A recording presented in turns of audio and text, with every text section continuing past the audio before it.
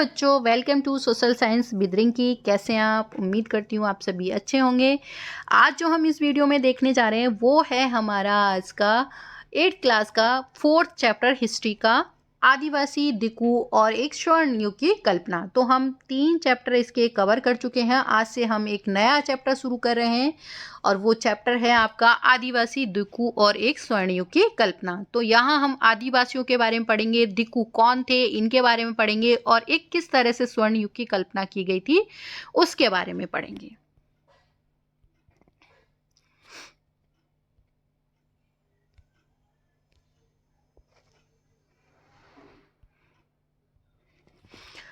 अठारह में बिरसा नाम के एक आदमी को झारखंड में छोटा नागपुर के जंगलों और गांवों में घूमते देखा कि एक आदमी था बिरसा मुंडा नाम का।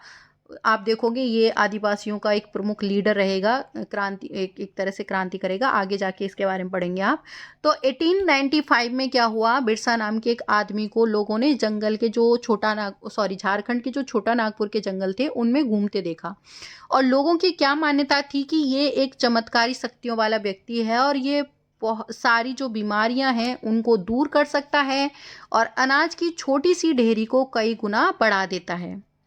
बिरसा ने खुद यह ऐलान कर दिया था कि उसे भगवान ने लोगों की रक्षा और उनको दिकुओं की गुलामी से आज़ाद कराने के लिए भेजा है। अब आप देख रहे हो यहाँ पर जो दिकू वर्ड यूज़ किया गया है वो किसके लिए? बाहरी लोग, मतलब अब बाहरी कौन थे उस वक्त? ब्रिटिशर्स थे। तो उनकी गुलामी से हमें आज़ाद करने के लिए भेजा है।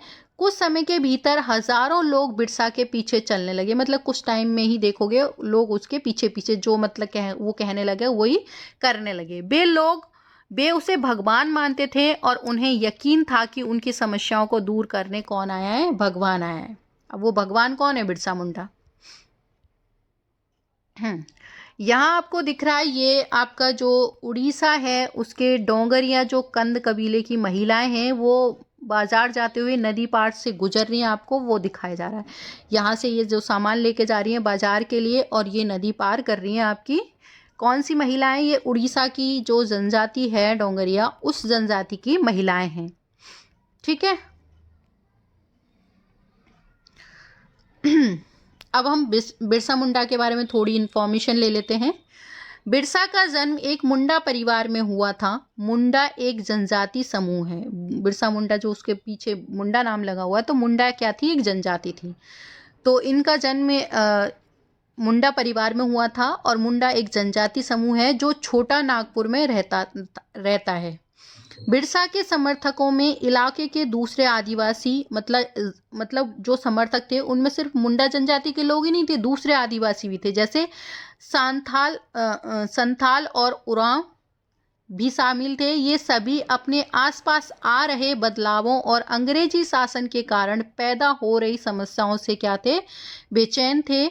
उनकी परिस्थिति, जीवन पद्धति नष्ट होती दिखाई दे रही थी, आजीविका खतरे में थी और धर्म छिन्न भिन्न हो रहा था। मतलब उन्हें दिख रहा था कि परेशानियां उनके सामने थी कि हमारी जो जीवन पद्धति है वो खत्म हो रही है, मतलब उनको जंगल में नहीं घुसने दिया जा रहा था। तो इस वजह से उनके धर्म भी छिन्न भिन्न हो रहे थे, उनके रिचुअल्स के साथ भी लोग ब्रिटिशर्स खेल रहे थे और अंग्रेजों के कारण उनके बहुत सारी प्रॉब्लम्स हो रही थी।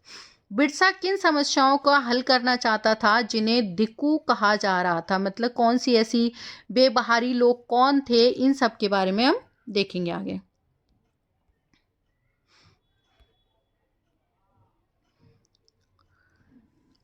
जिन्हें दिक्कू कहा जा रहा था, बेबहारी लोग कौन थे? उन्होंने इलाके के लोगों को गुलाम कैसे बना लिया? अंग्रेजों के राज में आदिवासियों के साथ क्या हो रहा था? आदिवासियों का जीवन किस तरह बदल रहा था? इस अध्याय में हम ऐसे ही कुछ सवालों पर क्या करेंगे?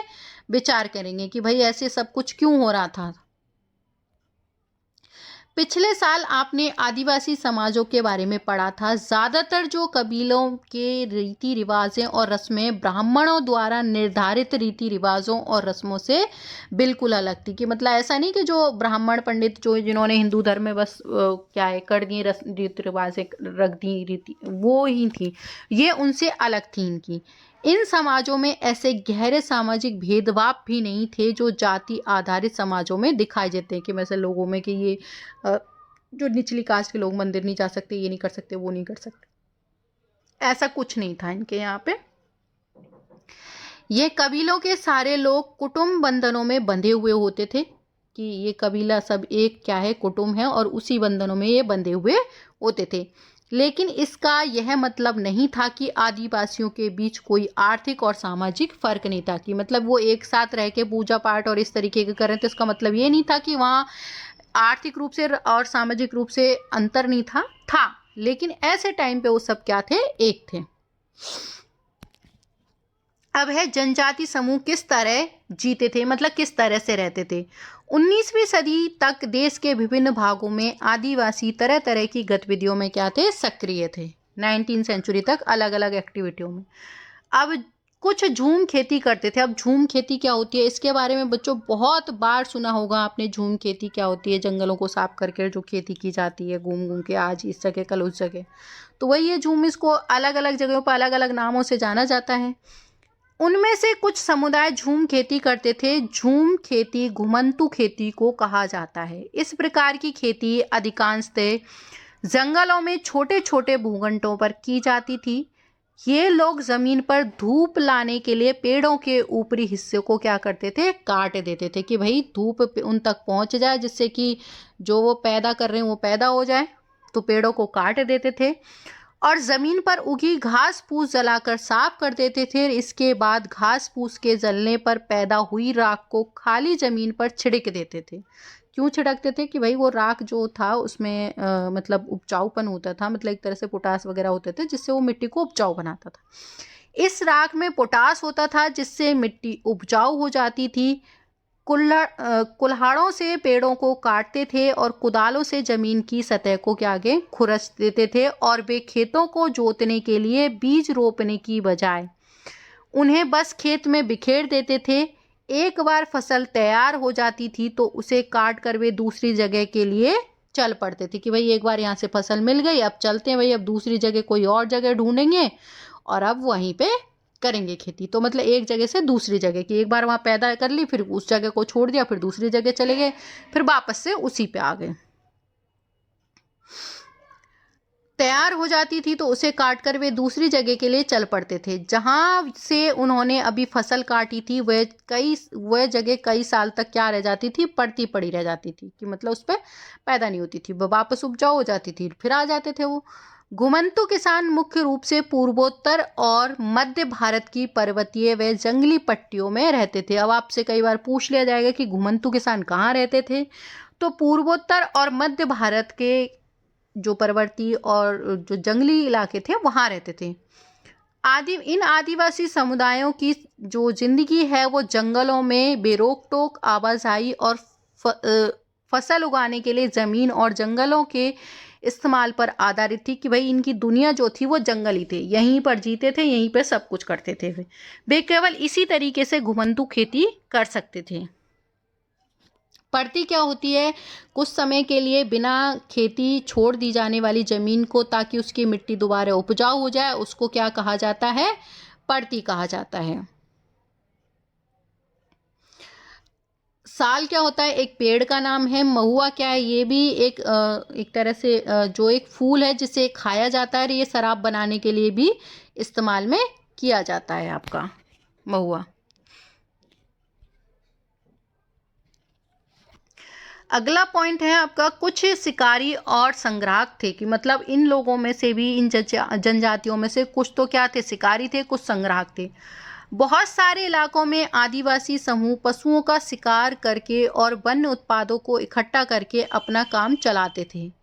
वे जंगलों को अपनी जिंदगी के लिए बहुत ज़रूरी मानते थे, कि भाई उन्हें ज़िंदगी जीनी है तो जंगल उनके लिए क्या है, इम्पोर्टेंट है। उड़ीसा के जंगलों में रहने वाला गोंडा समुदाय। अब बेटा ये जो जनजातियां हैं इनके नाम ज़रूर याद रख लेना, इनको अंडरलाइन कर लेना कि कौन सी जनजाति कहाँ। तो उड़ीसा के जंगलों में रहने वाला जो गोंडा जो समुदाय था, इसी तरह का एक समुदाय था। इस समुदाय के लिए लोग जो थे वो टोलियां बनाकर एक शिकार पर निकलते थे, और जो हाथ लगता था उसे आपस में क्या कर लेते थे, बांट लेते थे, कि भाई ये मिला है, आधा तुम्हारा आधा हमारा। वे जंगलों से मिले फल और जड़ें खाते थे और खाना पकाने के लिए वे साल और महुआ के बीजों का तेल का क्या करते थे, इस्तेमाल करते थे। अभी हमने ऊपर देखा था साल क्या होता है, एक पेड़ होता है, महुआ का मतलब बीज जो फूल होता था उसका। यहाँ आपको एक लेडी दिख रही है, ये डोंगरिया कबीले की है, कंदे जो डोंगरिया कंद कबीले की औरत है। ये जो पांडुनी की पत्तियां इकट्ठा करके ले जा रही है ये, और इन पत्तियों से वो क्या करेगी, पत्तल बनाएगी। ये देखो ये लेके जा रही है।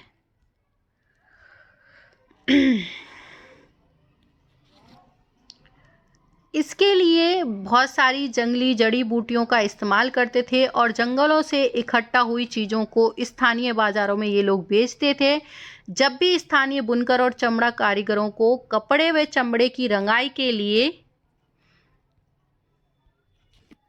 कुसुम और पलाश के फूलों की ज़रूरत होती थी, वे कोंडा समुदाय के लोगों से ही कहते थे कि भाई ये इन लोगों को ज़्यादा पता होता है, तो इन्हीं लोगों को क्या है वो बोलते थे। यहाँ आपको दिख रहा है ये आदिवासी इसका ये जो डोंगरिया जो कंद कबीले की औरतें हैं, ये मतलब जो पाउंडिन की पत्तियां लेके जा रही हैं पत्तल बनाने के लिए।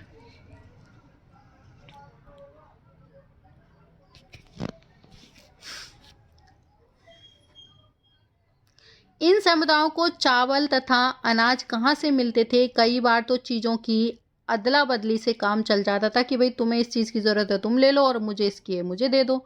वे अपनी कीमतें वन उत्पादों के बदले ज़रूरत की चीज़ें ले लेते थे और कई बार उन्हें ज़रूरी चीज़ें खरीदने के लिए अपने मुट्ठी भर आमदनी का सहारा लेना पड़ता था। जो उनके पास आमदनी होती थी मुट्ठी भर, उसी से उनको काम चलाना होता था।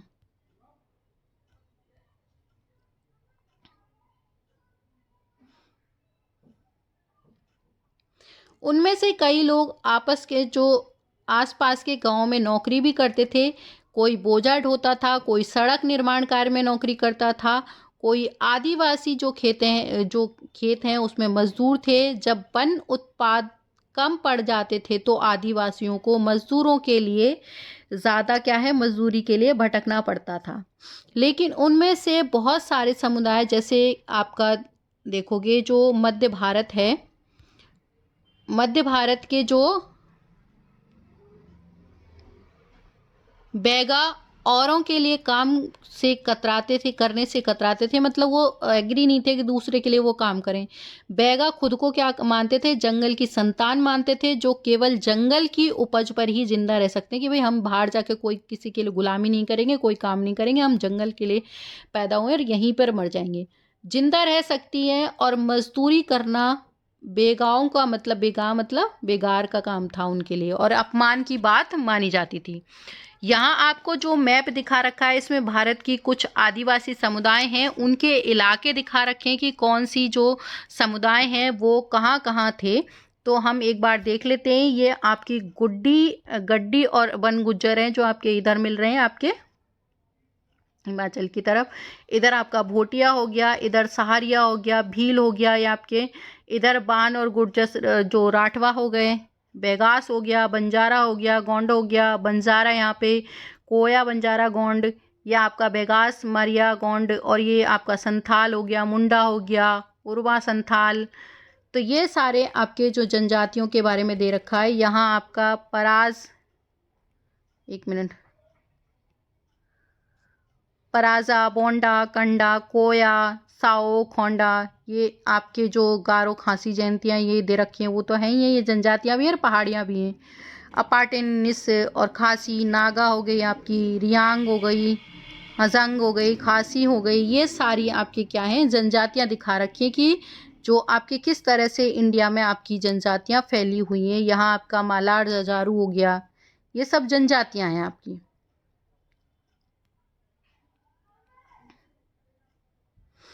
जो चीज़ें आप आसपास पैदा नहीं होती थी उन्हें हासिल करने के लिए आदिवासियों को खरोद परोस्त भी करनी पड़ती थी, जिसकी वजह से वे कभी कभी व्यापारी और महाजनों पर आश्रित हो जाते थे।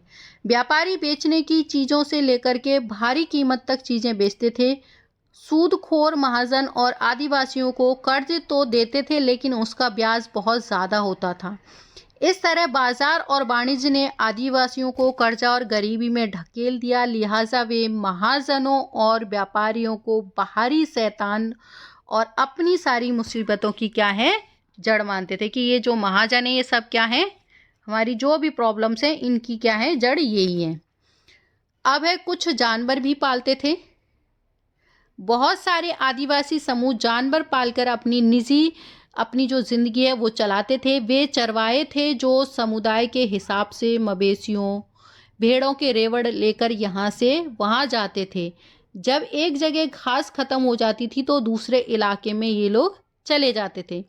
पंजाब के पहाड़ों में, बेटा ये आपको याद रख लेना, अंडरलाइन भी कर लेना, पूछ ली जाती है क्वेश्चन में कि पंजाब के पहाड़ों में पहाड़ी वाले जो वन थे उनमें कौन सी जनजाति रहती थी, गुज्जर। और आंध्र प्रदेश के कौन सी रहती थी, लवाड़िया आदि समुदाय गाय भैंस के झुंड पालते थे। ये लोग गाय और भैंस पालते थे। कुल्लू के, अब कुल्लू में भी पूछ लिया जाएगा कि कौन सी जनजाति, तो कुल्लू के गद्दी समुदाय के लोग गडरिया, और कश्मीर की कौन सी है, बकरवाल बकरियां पालते थे। अगले साल इतिहास की पाठ्य पुस्तक आपके बारे में इन चीज़ों के बारे में डिटेल से बताएगी। अगले साल से मतलब आपकी 9th क्लास में आप इनके गुज्जर, बकरवाल और इनके बारे में डिटेल में पढ़ोगे। अब है एक शिकार का वक्त और बुवाई का वक्त और नए खेतों में जाने का वक्त। क्या आप कभी इस बात पर ध्यान दिया है कि विभिन्न प्रकार के समाजों में रहने वाले लोगों की जो काम है उसके समय के बारे में जो आपको समझदारी जैसी नहीं होती, तो काम और समय के बारे में समझदारी एक जैसी नहीं होती, कि मतलब अंडरस्टैंडिंग। विभिन्न क्षेत्रों में रहने वाले घुमंतू आदिवासियों और शिकारियों की जिंदगी एक खास क्रम और मर्द औरत के बीच कामों के बंटवारों से चलती है।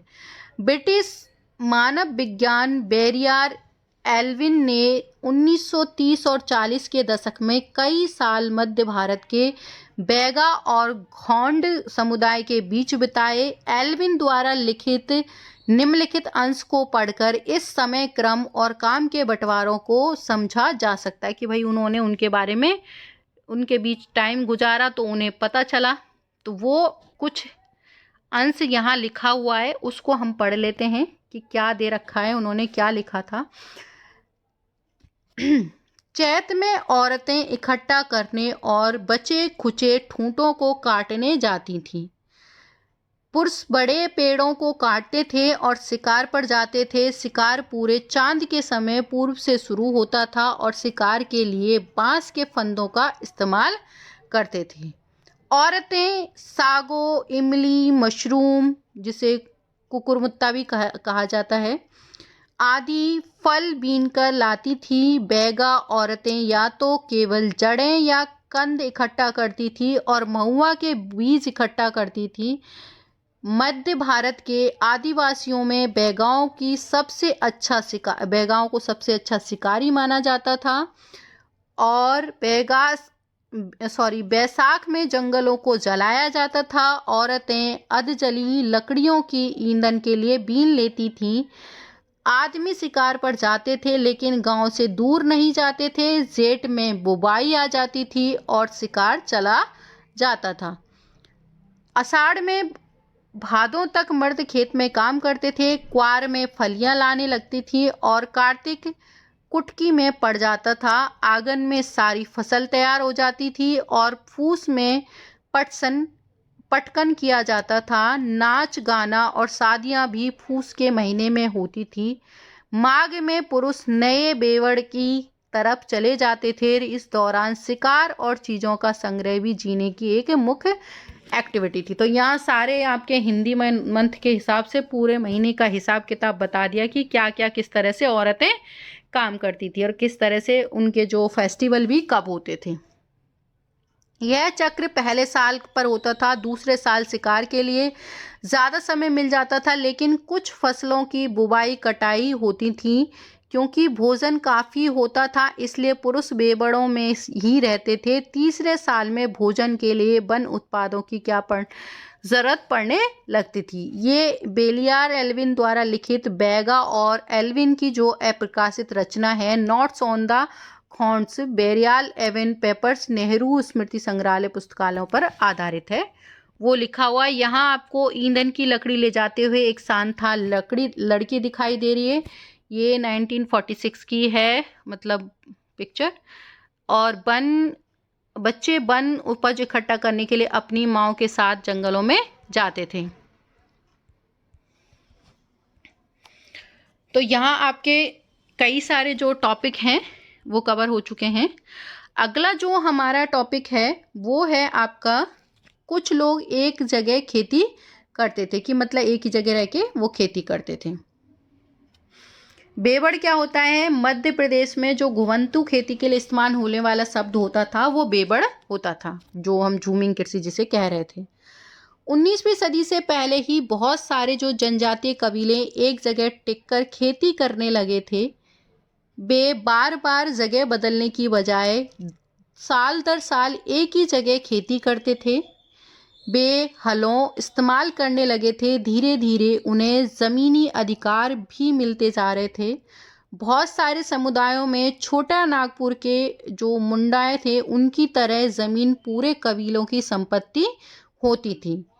कुल के सभी सदस्यों को उन मूल निवासियों का वंशज माना जाता था, कि ये जो कुल के सभी सदस्य हैं इनका जो मूल निवासी ने माना जाता था, जिन्हें सबसे पहले आकर ज़मीन साफ की, लिहाजा ज़मीन पर सभी का बराबर हक होता था।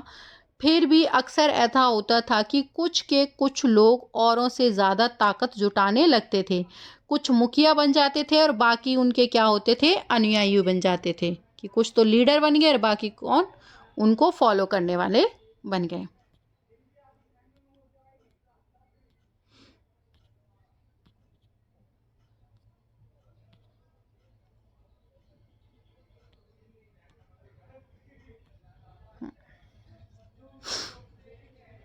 एक मिनट।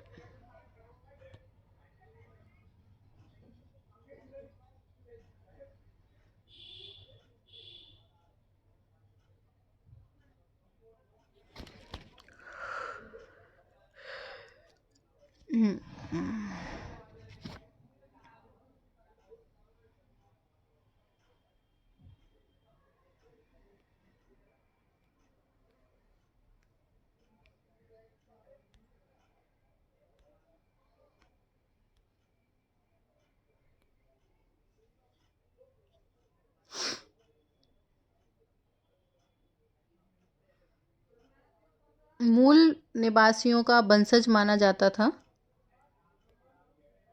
एक मिनट, कहाँ छूट गया?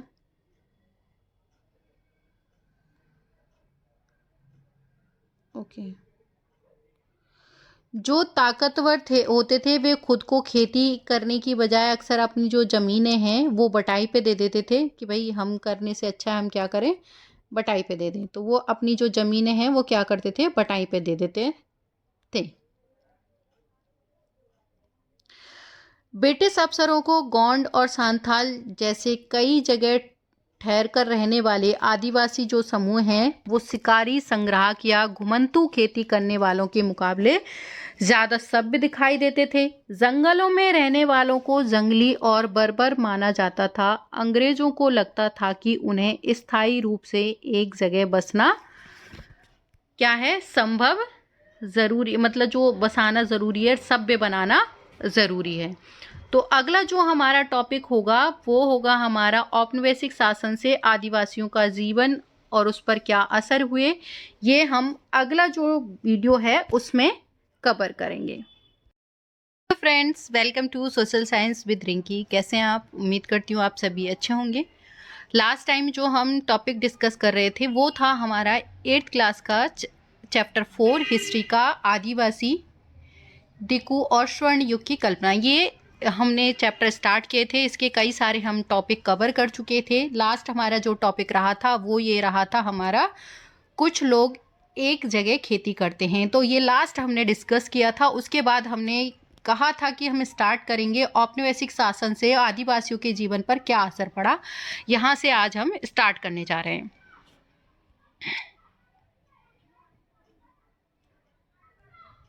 या नीचे आपको एक पिक्चर दिख रही है, ये पूर्ववर्ती जो है पूर्ववर्ती के जो निसी आदिवासी हैं उसके गांव के एक जो लट्ठे थे उनसे बनाकर एक घर है। जब ये घर पर जाते हैं तो पूरा जो गांव है वो क्या करते हैं, मदद करते हैं, मतलब घर बनाने में। तो ये वो घर बनाने की जो बांस नहीं होते, लट्ठे जो होते हैं उनसे बनाने की कोशिश कर रही है ये। ठीक है।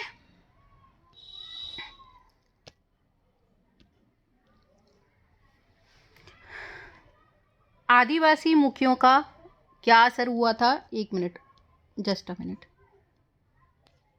हाँ, औपनिवेशिक शासन से आदिवासियों के जीवन पर क्या असर पड़ा था? अब बात आती है कि औपनिवेशिक शासन क्या है, कि जो ब्रिटिशर्स थे, अंग्रेज थे। देखो, कोई भी औपनिवेशिक शासन उसे कहते हैं जब किसी भी सामाजिक, आर्थिक या राजनीतिक रूप से किसी जो गवर्नमेंट है या किसी बाहरी पावर का हम पे जो दबदबा होता है या कंट्रोल होता है, तो हम उसे औपनिवेशिक शासन कहते हैं। तो इन सारी चीज़ों पे कंट्रोल किसका था? ब्रिटिशर्स का था, अंग्रेजों का था। तो हम क्या है, उनके औपनिवेश थे। तो अब औपनिवेशिक जो गवर्नमेंट है वो हो गई, तो अब शासन किनका हुआ? उनका। तो क्या था यहाँ पर? औपनिवेशिक शासन। तो औपनिवेशिक शासन ने जो आदिवासियों के जीवन पर क्या असर डाले वो हम देखने वाले हैं कि क्या क्या अब इस औपनिवेशिक शासन से आदिवासियों पर क्या असर पड़े थे।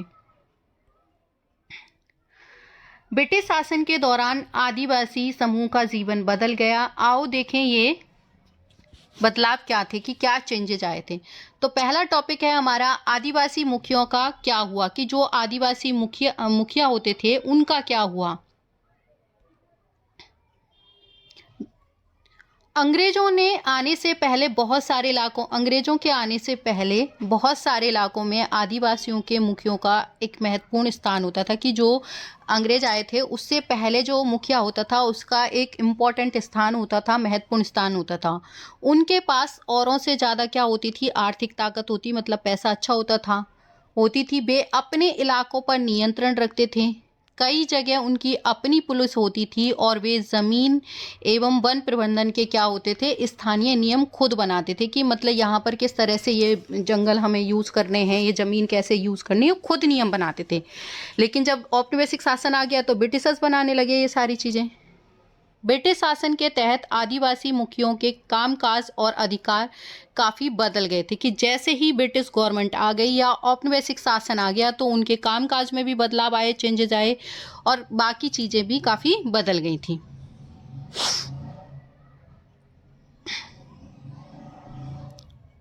ब्रिटिश शासन के तहत आदिवासी मुखियों के कामकाज और अधिकार काफ़ी बदल गए थे। उन्होंने कई गांवों पर ज़मीन का मालिकाना तो मिल रहा, लेकिन उनकी जो शासकीय शक्तियां थीं वो भी छिन गई और उन्हें ब्रिटिश अधिकारियों के द्वारा बनाए गए नियमों के लिए बाध्य कर दिया, कि मतलब उन्हें कई गांव पर जो मालिकाना हक था वो तो मिलता रहा, लेकिन उनके जो शासकीय पावर थी वो उनसे छिन गई और ब्रिटिश अधिकारी द्वारा जो नियम बनाए गए थे उन्हीं को उनको फॉलो करना पड़ रहा था। उन्हें अंग्रेजों को नजराना देना होता था। नजराना मतलब कोई गिफ्ट, उपहार वगैरह, उनको नजराना कहा जाता है। और अंग्रेजों के प्रतिनिधियों की हैसियत से अपने समूह को अनुशासन में रखना होता था।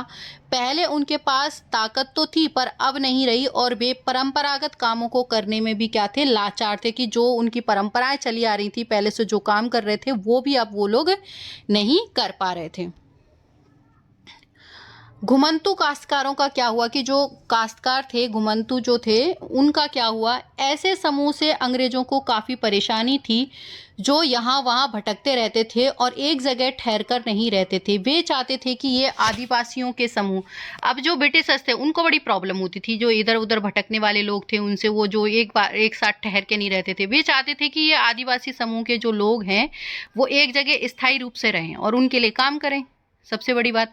तो यहाँ आपको ये पिक्चर दिख रही होगी, ये जंगलों में ये आदिवासी लोग हैं, ये गुजरात के जंगलों की जो भील औरतें हैं उनको दिखाया है यहाँ पर। एक मिनट इसको देख लेते हैं। तो ये घुमंतू खेती करती हुई जो गुजरात के बहुत सारे वन क्षेत्रों में अभी भी जारी हैं। आप देख सकते हैं कि यहाँ पेड़ों को काट दिया और खेती के लिए क्या है, ज़मीन साफ कर रही हैं औरतें।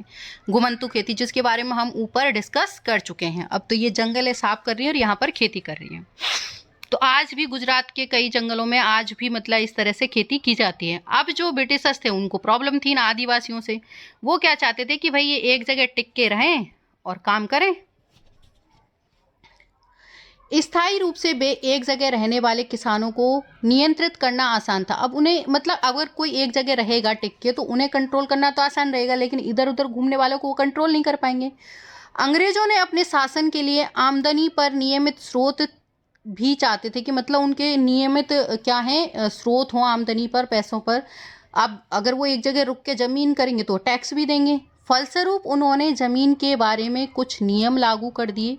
उन्होंने जमीन को माप कर प्रत्येक व्यक्ति का हिस्सा तय कर दिया, ना मतलब उसे माप किया और हिस्सा तय कर दिया कि ये तुम्हारा है। उन्होंने यह भी तय कर दिया कि किसे कितना लगान देना होगा, मतलब ये भी फिक्स कर दिया कि भाई ये जमीन तो तुम्हारी है लेकिन यहाँ से लगान भी इतना मिलना चाहिए। कुछ किसानों को भूस्वामियों और दूसरों को पट्टेदार घोषित कर दिया कि कुछ को तो भूस्वामी बना दिया, कुछ को पट्टेदार कर दिया। जैसा कि आप देख चुके हैं अध्याय 2 में, पट्टेदार अपने भूस्वामियों का भाड़ा चुकाते थे और भूस्वामी सरकार को लगान देते थे। मतलब सरकार को तो सिर्फ अपने से मतलब था कि हमें लगान मिल जाए चाहे कैसे भी, तो कुछ को पट्टेदार बना देते थे वो, कुछ को भूस्वामी बना देते थे।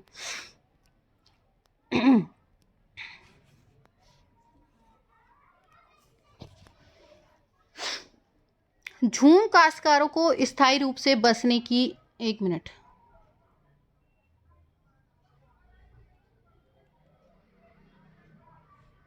झूम काश्तकारों को स्थायी रूप से बसने की अंग्रेजों की कोशिश बहुत कामयाब नहीं रही कि जो झूम काश्तकार थे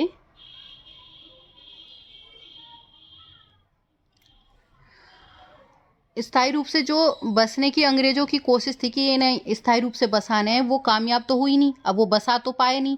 तो जहाँ पानी कम और मिट्टी सूखी हो वहाँ हलों से खेती करना आसान नहीं होता था, बल्कि हलों की मदद से खेती करने वाले झूम काश्तकारों को अक्सर नुकसान ही हुआ, क्योंकि उनके खेत अच्छी उपज नहीं दे पाते थे। इसलिए पूर्वोत्तर राज्य के झूम काश्तकार इस बात पर अड़े रहे कि उन्हें परंपरागत, कि मतलब इस टाइप से हम खेती नहीं करेंगे, हमें जो हमारे परंपरागत ढंग है उससे ही खेती करने दिए जाए।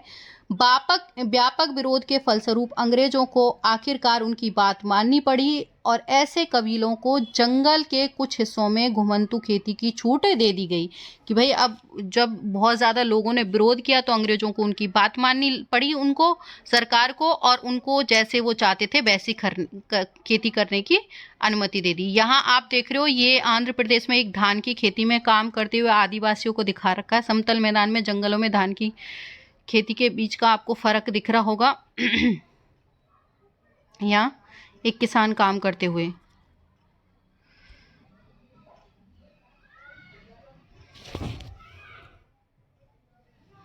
वन कानून और उनके प्रभाव, की जो वन कानून बने थे और उनके इफेक्ट क्या हुए थे, प्रभाव। जैसा कि आपने देखा है कि आदिवासी समूह का जीवन जंगलों से जुड़ा हुआ था, अतः इन वन कानूनों में आए बदलावों से आदिवासियों के जीवन पर भी क्या पड़ा था, असर। और खास करके आप देखोगे सबसे ज्यादा असर तो आदिवासियों के जीवन पर ही पड़ेगा, क्योंकि जो जंगलों से जुड़े हुए कौन थे, वही लोग जुड़े हुए थे, तो सबसे ज्यादा असर उन्हीं की उस पर पड़ा था लाइफ पे।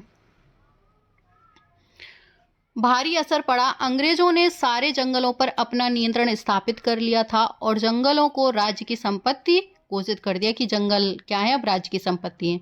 कुछ जंगलों को आरक्षित वन घोषित कर दिया। ये बेटा जरूर ध्यान रख लेना कि कैसे कैसे डिस्ट्रीब्यूशन किया था जंगलों को, कौन से आरक्षित थे, कौन से क्या थे।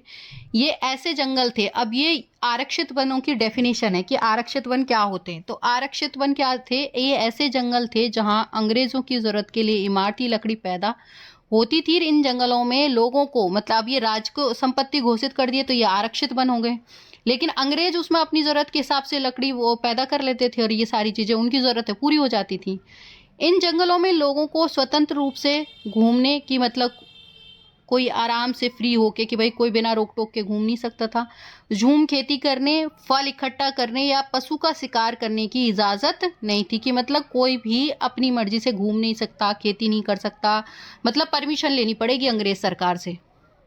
ऐसी सूरत में झूम काश्तकार किस तरह जिंदगी जीते, या भाई जो झूमिंग खेती कर रहे थे उनको तो जब पेट ही इससे भरता था उनका, तो अब वो कैसे जिएंगे। तो काश्तकार जिंदगी मतलब इस तरह से जिंदा रह नहीं सकते थे, इसलिए उन्होंने बहुत बहुत मतलब जो उनमें से बहुत से जो थे वो काम और रोजगार की तलाश में मजबूरन कहाँ चले गए, अब वो जगह छोड़ के दूसरे इलाके में चले गए। अब भाई जिंदा रहने के लिए कुछ तो करना पड़ेगा, तो वो वहां से चले गए। जैसे ही अंग्रेजों ने जंगलों के भीतर आदिवासियों के रहने पर पाबंदी लगा दी, उनके सामने एक समस्या पैदा हो गई। समस्या यह थी कि रेलवे स्लीपर्स के लिए पेड़ काटने और आदिवासी और लकड़ी इकट्ठा करने को एक जगह से दूसरी जगह ले जाने के लिए मजदूरों का इंतजाम कहाँ से करें। कि भाई अब उन्होंने आदिवासियों को जाने से तो मना कर दिया जंगलों में, लेकिन अब उनके साथ परेशानी ये हो गई कि उन्हें जो स्लीपर्स की रेलवे के लिए अगर उन्हें वर्कर्स चाहिए तो अब वो कहाँ से अरेंजमेंट करेंगे। पहले तो वो लोग कर देते थे आदिवासी, अब उनको तुम जंगल में जाने नहीं देंगे तो वो क्यों काम करेंगे।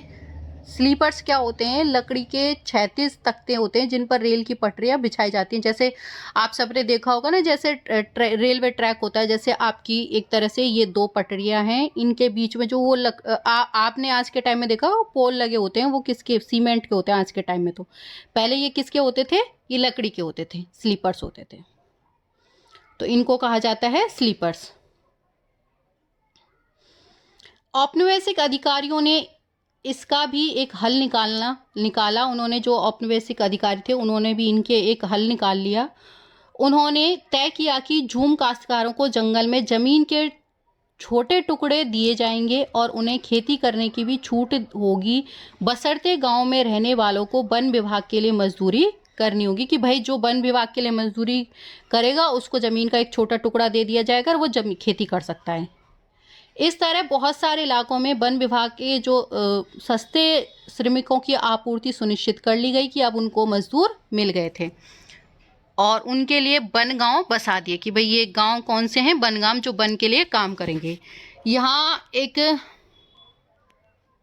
अंग्रेजों के इस देश में जो जीना कठिन है, कितना कठिन है, ये एक स्रोत है, उसके थ्रू मतलब बताया गया है कि उस टाइम में क्या हालात थे आदिवासियों के, वो है। 1930 के दशक में बैरियार एल्विन ने जो मध्य भारत में रहने वाले बेगा आदिवासियों के इलाकों का दौरा किया। जो एल्विन थे वो गए थे मध्य भारत के आदिवासियों के पास। एल्विन इन आदिवासियों के रीति रिवाज और उनकी कला, लोक संस्कृति को जानना चाहते थे कि किस तरह से इनकी कला क्या है, इनकी कल्चर क्या है, संस्कृति क्या है, रीति रिवाज क्या है। उन्होंने बैगाओं के बहुत सारे गीत इकट्ठा किए जिनमें इस बात की शिकायत की गई थी कि अंग्रेजों के शासन में बैगा कितने बुरे हालात से गुजर रहे हैं। कि उन्होंने कई गाने वगैरह उन कलेक्ट किए और उनमें देखा कि उनमें ये शिकायत थी उन गानों में ज़्यादातर कि वो किस तरह से बुरे हालात से गुजर रहे हैं। अब एक यहाँ पे दे रखा है एक गाना, अंग्रेजों के इस देश में जीना कितना मुश्किल है, जीना कितना मुश्किल है। जमींदार बैठा है गाँव में, दरवाजे पे कोतवार, बगीचे में पटवारी, खेतों में सरकार। कि भाई अंग्रेजों का जो ये देश है इसमें जीना कितना मुश्किल है कि जमींदार गांव में बैठा है, दरवाजे पे कोतवार जो एक तरह से पुलिस वाले को बोला जाता है, गांव बगीचों में पटवारी है, खेतों में सरकार है, मतलब ये सारे खून चूसने वाले ही हैं। अंग्रेजों के इस देश में कितना जीना मुश्किल है। पशु कर अदा करने के लिए बेचता है गाय, तो भैंस बेचते हैं तो जंगल कर के लिए। मतलब हम पशु कर अगर देना है तो गाय बेच देंगे, अगर जंगल कर देना है तो भैंस बेच देंगे। बैलों को बेचकर अदा करते हैं लगान, भोजन पाएं कहाँ से अंग्रेजों के इस देश में। कि भाई ये सारी चीज़ें बेच बाच के हम कर अदा कर रहे हैं और भोजन कहाँ से मिले, हमें खाना पीना कहाँ से मिले। बहुत सारे आदिवासी समूह में औपनिवेशिक वन कानूनों का विरोध किया। उन्होंने नए नियमों का पालन किया। कि बहुत सारे जो आदिवासी समूह थे उन्होंने ये जो नियम कानून बनाए इनका विरोध किया, नए नियमों का पालन करने से इनकार कर दिया और इन्हीं तौर तरीके से चलते रहे। उन्होंने सरकार गैर कानूनी घोषित कर चुकी थी और कई बार उन्हें खुलेआम बगावत भी कर दी। 1906 में सोंग्राम संगम द्वारा असम में और 1930 के दशक में मध्य प्रांत में हुए वन सत्याग्रह इसी तरह के क्या हैं, विद्रोह हैं। तो ये याद रख लेना बच्चों कि ये जो सोंग्राम और संगम का कब हुआ था, मतलब ये विद्रोह, तो और ये कहाँ पर मतलब हुआ था, असम में हुआ था, कब कब हुआ था, ये सारा। यहाँ आपको ये जनजाति की महिलाएं दिखा रखी हैं। गोदारा जनजाति की महिलाएं हैं, ये बुनती हुई नजर आ रही हैं आपको। ये इस तरह से चटाई वटाई या जो भी है कपड़ा वगैरह बुन रही होंगी। ये गोदारा जनजाति की, ये आदिवासी जनजाति की महिलाएं हैं ये।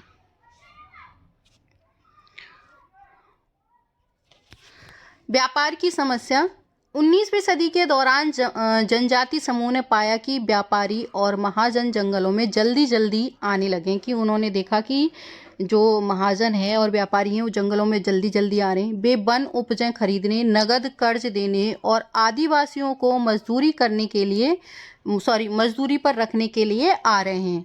इतने सारे बदलावों से क्या असर पड़ने वाला है, यह समझने में आदिवासियों को क्या है, कुछ समय लग गया कि भाई इन सारी चीज़ों से क्या बदलाव आने वाले हैं, तो उनको समझने में थोड़ा टाइम लग गया था। यह समझने के लिए आइए रेशम उत्पादन की स्थिति को देखें। 18वीं सदी में भारतीय रेशम की यूरोपीय बाजारों में भारी मांग थी।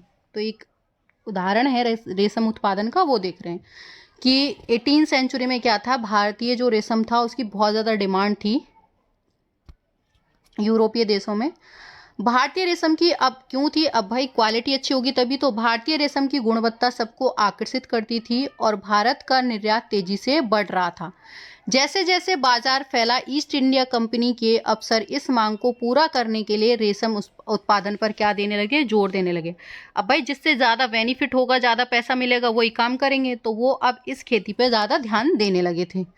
वर्तमान झारखंड में स्थित हजीराबाग के पास रहने वाले सांथाल रेशम कीड़े पालते थे। रेशम के व्यापारी अपने एजेंटों को भेजकर आदिवासियों को कर्जे देते थे और उनके कृषि कोषों को इकट्ठा कर लेते थे। 1000 कृषि कोष के लिए 3 या 4 रुपए मिलते थे। इसके बाद इन कृषि कोषों को बर्दवान या गया भेज दिया जाता था और उन्हें 5 गुना कीमत पर बेचा जाता था।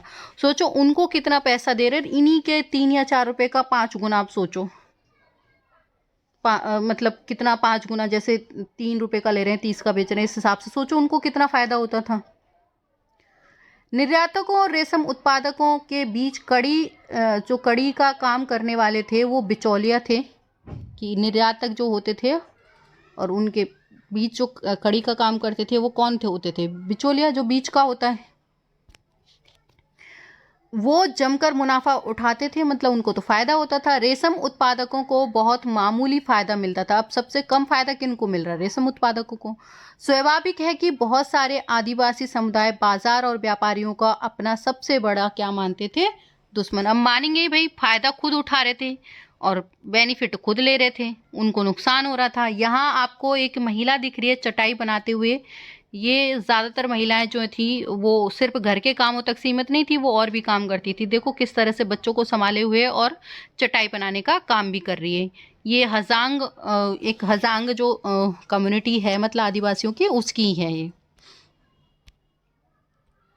चटाई बुनती हुई एक हजांग औरत के लिए घरेलू काम सिर्फ घर तक ही सीमित नहीं था। वे खेतों में और कारखानों में भी अपने बच्चों के ले जाकर और उनके साथ क्या करती थी, काम करती थी। यहाँ आपको ये दिख रहे हैं, ये बिहार के कोयला खनिक हैं। ये कोयले की खान में काम करने वाले हैं। ये जो आपको दिख रहे हैं ये 1920 के दशक में बिहार की जो झरिया की खानें हैं उनमें, रानीगंज और जो कोयला खदानें उनमें काम करने वाले,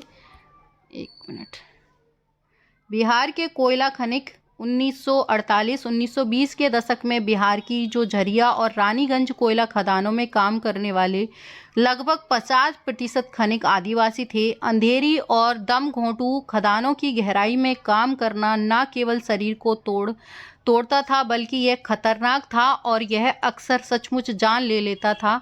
1920 के दशक में देश की कोयला खदानों में हर साल 2000 से ज़्यादा क्या है, मजदूर मर जाते थे। अब देखो कितने मुश्किल से उन्हें काम करते थे ये सारे, और जान भी चली जाती थी। लेकिन फ़र्क क्या पड़ रहा है, जिनको काम करवाना उन्हें तो कोई नहीं पड़ रहा।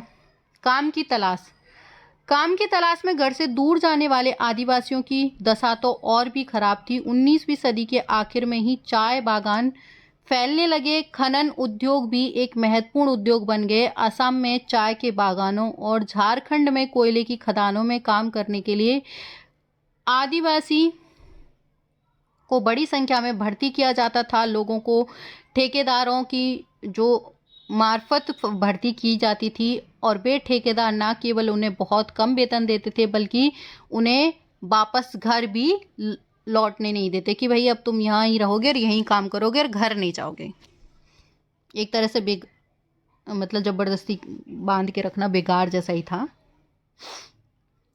नज़दीक से देखने पर 19वीं सदी और 20वीं सदी के दौरान देश के विभिन्न भागों में जनजातीय समुदायों ने बदलते कानून और अपने व्यवहार पर लोगों की पाबंदी, नए करों और व्यापारियों महाजनों द्वारा किए जा रहे शोषण के खिलाफ कई बार बगावत की।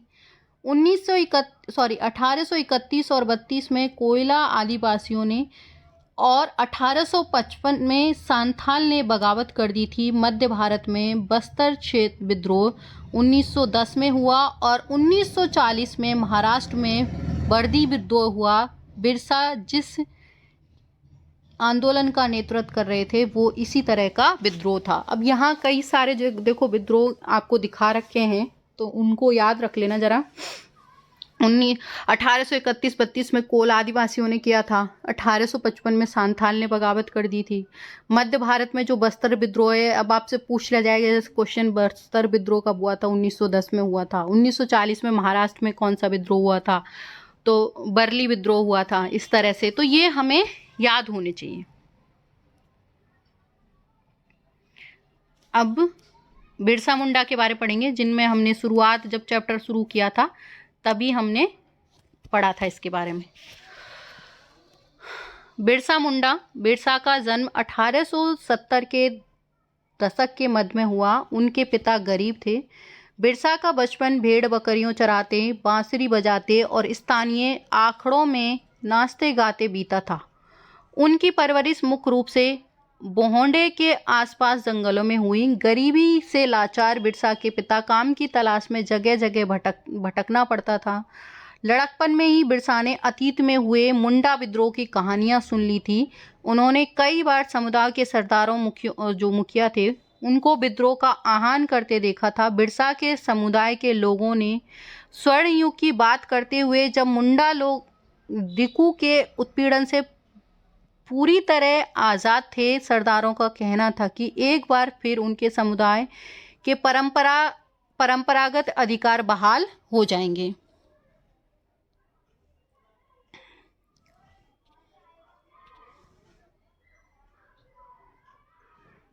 वे खुद को इलाके के मूल निवासियों का वंशज मानते थे और अपनी ज़मीन की लड़ाइयाँ, जिसे हम मुल्क की लड़ाई कहते हैं, लड़ रहे थे। वे लोगों को याद दिलाते थे कि उन्हें अपना साम्राज्य क्या करना है, वापस लेना है।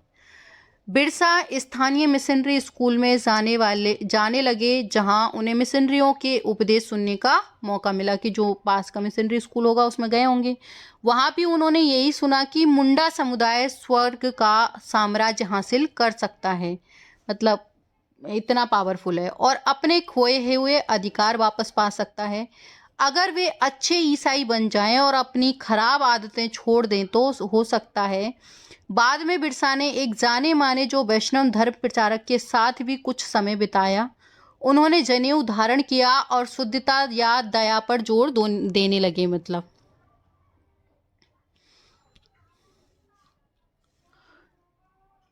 अपनी किशोरावस्था में बिरसा जिन विचारों के संपर्क में आया उनसे यह काफ़ी गहरे तौर पे जो प्रभावित थे। बिरसा का आंदोलन आदिवासी समुदायों को सुधारने का आंदोलन था। उन्होंने मुंडाओं से आह्वान किया कि वे शराब पीना छोड़ दें, गांव को साफ रखें और डायन जादू टोने में विश्वास ना करें। यहाँ ध्यान देने वाली बात यह है कि बिरसा ने मिशनरियों और हिंदू जमींदारों पर भी लगाए, जो जमींदार जो थे या मिशनरी और हिंदू जमींदारों का भी लगातार विरोध किया था। वह उन्हें बाहर का मानते थे और मुंडा जीवन शैली को नष्ट कर रहे थे। उनका मानना था कि ये जो जमींदार हैं और अंग्रेज हैं ये बाहर के हैं, ये हमारी क्या है जो जीवन शैली है उसको क्या कर रहे हैं, नष्ट कर रहे हैं। 1895 में बिरसा ने अपने अनुयायियों से आह्वान किया कि वे अपने गौरवपूर्ण अतीत को पुनर्जीवित करने के लिए संकल्प लें। यह अतीत के एक ऐसे स्वर्ण युग, सतत युग की चर्चा करते थे जब मुंडा लोग अच्छा जीवन जीते थे, तटस्थ बंद बनते थे, कुदरती झरनों को नियंत्रित करते थे और पेड़ और बाग लगाते थे। मतलब वो ये बताते थे कि किस तरह का जीवन जीते थे उस टाइम, वो स्वर्ण जीवन। एक बार यहाँ ये देख लेते हैं।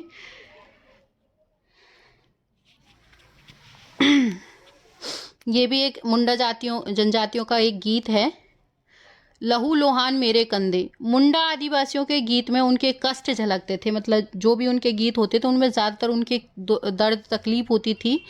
हाय कोलू के बैल की तरह मैं, लहू लोहान मेरे कंधे। जमींदार के दूत दिन है रात रहते हैं मुझे परेशान। बड़बड़ाता हूँ मैं यही दिन और रात। कि मतलब जमींदार के दूत आते रहते हैं और परेशान करते रहते हैं सपनों में भी। हाय यह मेरी हालात, नहीं है मेरा कोई ठिकाना, नहीं है मेरी कोई खुशियाँ।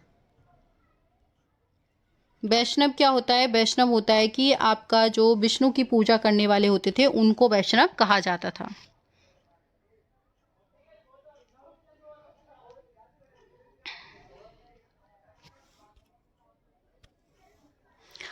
उन्नीस में बिरसा ने अपने अनुयायियों से आह्वान किया कि वे अपने गौरवपूर्ण अतीत को पुनर्जीवित करने के लिए संकल्प लें।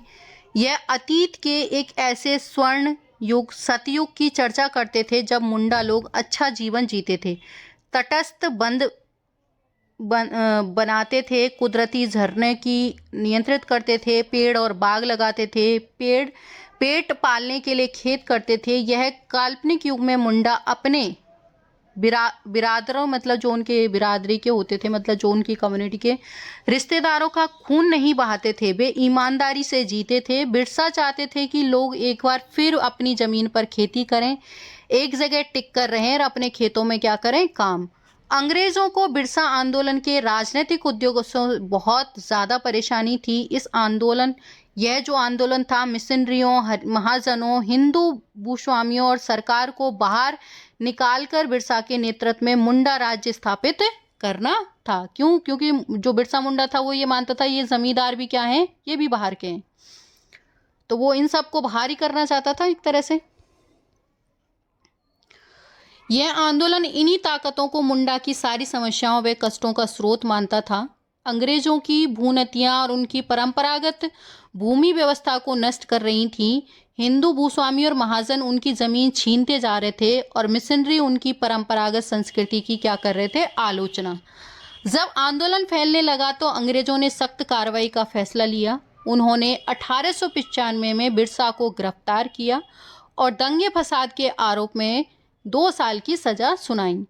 1897 में जेल से लौटने के बाद बिरसा समर्थन जुटाते हुए गांव-गांव घूमने लगे। उन्होंने लोगों को उकसाने के लिए परंपरागत प्रतीकों और भाषा का इस्तेमाल किया। वे आह्वान करते थे कि उनके नेतृत्व में साम्राज्य की स्थापना के लिए रावणों, दिकू और यूरोपी को तबाह कर देते हैं।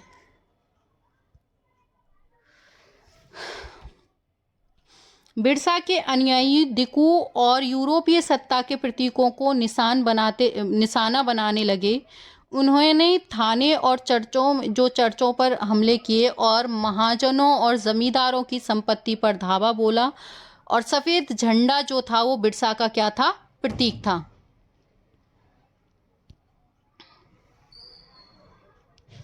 सन 1900 में 1900 में क्या हुआ? बिरसा की हैजा से मृत्यु हो गई और आंदोलन क्या है? ठंडा पड़ गया। भाई जब लीडर की डेथ हो गई तो आंदोलन ठंडा पड़ गया। और यह आंदोलन 2 मायनों में महत्वपूर्ण था। पहला, इसने औपनिवेशिक सरकार को ऐसे कानून करने के लिए मजबूर कर दिया जिनके ज़रिए दिकू लोग आदिवासियों को ज़मीन पर आसानी से कब्जा ना कर सकें। और दूसरा, इसने एक बार फिर जता दिया कि अन्याय पर विरोध करने और औपनिवेशिक शासन के विरुद्ध अपने गुस्से को व्यक्त करने में आदिवासी सक्षम हैं। उन्होंने अपने खास अंदाज में अपनी खास रस्मों और संघर्ष के प्रतीकों के जरिए इस काम को क्या दिया था? अंजाम दिया था। तो ये हमारा चैप्टर ख़त्म हो गया है। इसके बाद जो नेक्स्ट वीडियो में हम देखेंगे वो इस चैप्टर के हम क्वेश्चन आंसर देखेंगे। सारे क्वेश्चन आंसर हम एक वीडियो में कवर कर लेंगे। तो मिलते हैं एक नए वीडियो में एक नए टॉपिक के साथ। Thank you so much.